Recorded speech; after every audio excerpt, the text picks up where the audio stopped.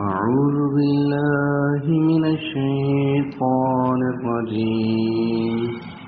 بسم الله الرحمن الرحيم. وإذا طلقتم النساء فبلغن أجلهن فلا تعزلوهن أن ينكحن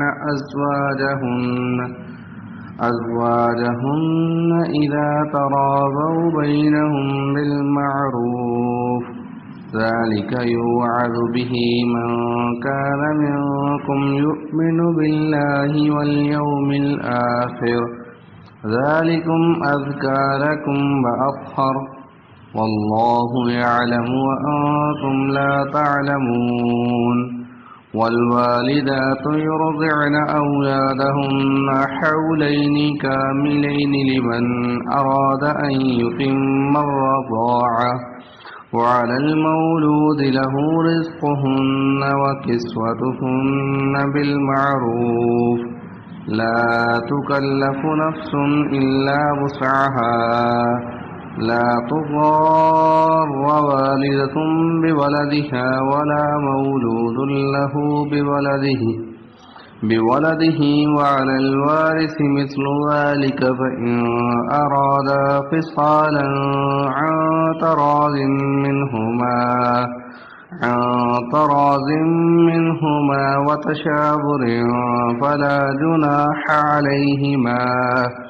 وإن أردتم أن تسترضعوا أولادكم فلا جناح عليكم إذا سلمتم ما آتيتم بالمعروف، واتقوا الله واعلموا أن الله بما تعملون بصير.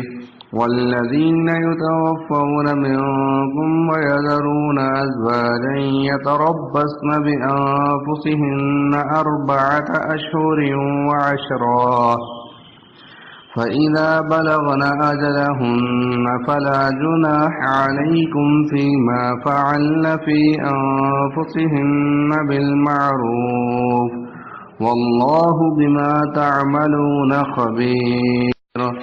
ولا جناح عليكم فيما عرضتم به من خطبة النساء أو أكننتم في أنفسكم، علم الله أنكم ستذكرونهن ولكن لا تواعدوهن سرا إلا